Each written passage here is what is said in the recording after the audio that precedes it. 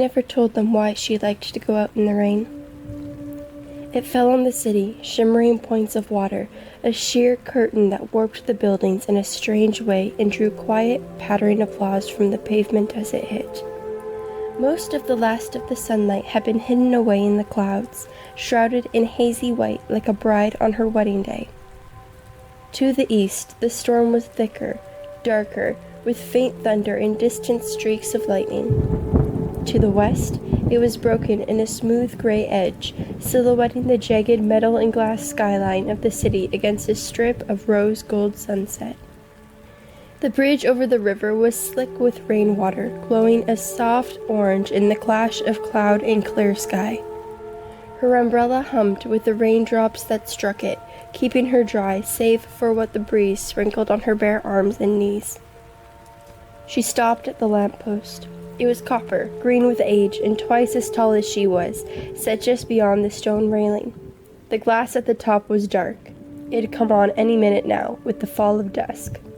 Not caring that it was wet, she leaned her forearms on the railing and looked out at that strip of fading sunlight, watching it grow steadily wider as the storm retreated. He usually came right near the end of a storm like this, when the rain was tapering off and the fog started to settle over the water. Any minute now, she thought, tapping the toe of her rain boot on the paved sidewalk. "Ah, I was wondering when you'd have enough sense to trade out those ridiculous sandals for something more practical." She smiled, twirling her umbrella once, not moving. A moment later, he leaned beside her, watching the river rather than the sunset. He always did that, his dark eyes searching as he regarded the water, like someone trying to find change in an old friend not seen in years. "The rains were harsh today," she said quietly, casting him a sidelong look, lingering on his face. He looked human, save for his skin. It was smooth and reflective like calm water, the color of coffee when mixed with a generous amount of cream, misting where it met a mop of unkempt silver-brown hair. His whole form played tricks on her eyes, the way it did that in places, nearly see-through, like a ghost. That was what she called him. Ghost. He'd never told her his real name, if he had one. "The sky was weeping," Ghost replied with equal tone, closing his eyes as a breeze lifted from the river and passed over them, tugging at her umbrella. His figure let off trails of fog that looked like smoke, then came into focus again when the air calmed. "You were sad today, little one. What happened?" She closed her eyes for a few seconds, breathing the sweet, wet smell of rain-soaked concrete and the quenched soil of the riverbank, not wanting to look at him. He asked that question every time, since the day she'd first come, the same look of gentle concern on his face, skin wrinkling slightly around his eyes. His eyes. She hated and loved the way they lingered, searching her. No one did that these days. No one cared enough to. It was a small kindness, one she was certain Ghost didn't realize he imparted. But it mattered. It mattered that someone looked, that someone listened, and observed enough to ask such a question. Her family had never done that. They still didn't. Giving Ghost a small smile, she shook her head and glanced at her hands. "It doesn't matter," she said, lifting her head, hair falling from her shoulders and onto her back. "Look at the sky, Ghost. Isn't it lovely?" He did, and the light caught his eyes, exposing soft, dark browns and inkier colors that faded among them. He was pleasant to look at in the way a painting was. Flawed in places, certainly, where the pale scars bridged his long nose and stretched beneath the curve of his cheekbones, and where his ears stuck out perhaps a bit too much.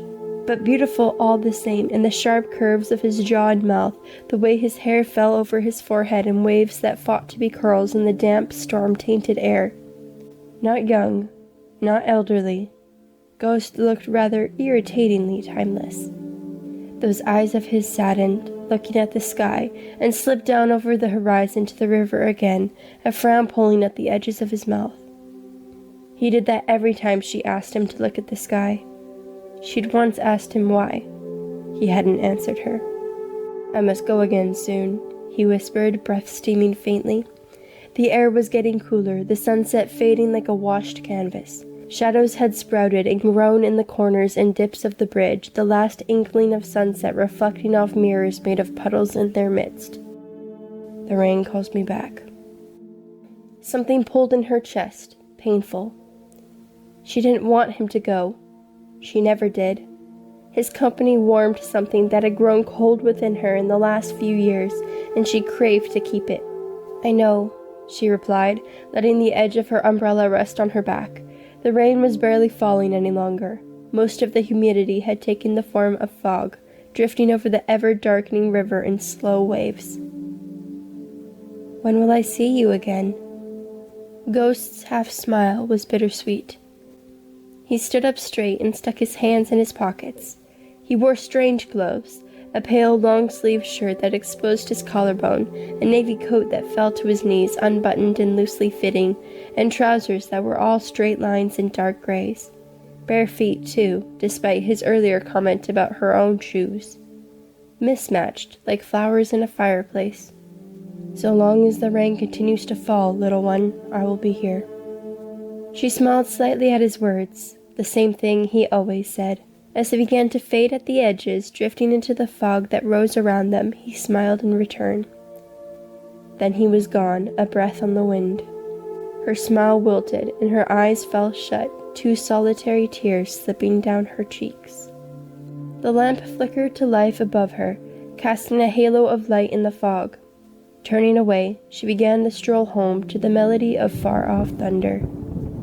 Ghost would come again, she knew, and she'd be right here to meet him, so long as the rains fell.